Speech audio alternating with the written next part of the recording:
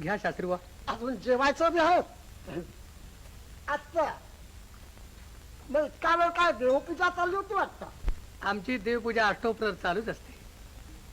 अगं नागू, त्या टोपल्या इकडे आण ना.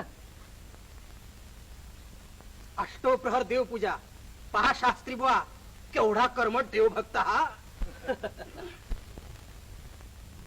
काय सावता, घरात देवाची तीसभर मूर्ती तरी आहे का? म्हणे देवपूजा. आपल्यासारख्या थोर मोठ्यांची सेवा चाकरी, गोरगरिबांचा अनाथ अपंगांचा परामर्श आणि शेतमळ्याची निगा निगराणी हीच आमची देवपूजा.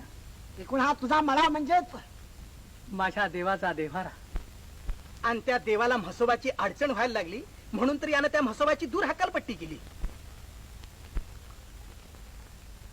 अगं नागू, ओल्या शेंगा भाजल्यात ना, मग आणखी.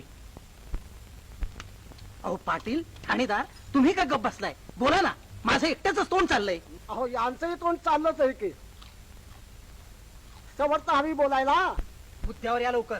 मुद्द्याला हात घालतो की ठाणेदार. सावता, तू आपल्या शेतातला म्हसोबा हलवलास. तू म्हसोबा हलवलास म्हणूनच गावामध्ये पटकी भडकली. हसतोस काय? मर्याईने सुद्धा हे सांगितलं. खरंच? पण माझ्या शेतातला म्हसोबा गावावर कशाला कोपेल? तो कोपलाच तर माझ्यावर कोपेल. पुरे पुरे तुझं ब्रह्मज्ञान. आत्ताच्या आता पहिल्या जागी म्हसोबा ठेव. आणि प्रायश्चित्त म्हणून पंढरपूरला जा आणि पांडुरंगाचं दर्शन घे. का गप्प का? पंढरपूरला जायचं नाही अशी शपथ घेतलीस वाटतं. सावता, गावासाठी काही गोष्टी कराव्या लागतात. प्रत्येक बाबतीत गावाच्या उलट वागणारा हा. पण ह्यो तुझा हेकाडपणा आता आम्ही नाही चालू देणार. तुला मानानं अब्रून राहायचं असेल तर आधी आमच्यापासून व्यवहारात तानाचे धडे शिक. तुमच्यापासून नको तुमचे ज्ञान, नको तुमचा मान. माझे आहे मन वेगळेची. गाव सांगतो त्याप्रमाणे मुकाट्यानं पंढरपूरला जा.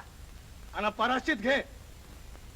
प्रायश्चित्त प्रायश्चित्त घेण्यासारखं माझ्यातून काही घडलं आहे असं मला नाही वाटत. आणि पंढरीला जाण्याविषयी म्हणाल तर माझ्या मळ्यातच पांडुरंगाच्या कृपेची पंढरी अखंड पिकली आहे. आणि पांडुरंगाचं दर्शन मला तिन्ही त्रिकाळ या मळ्यातच घडत असतं.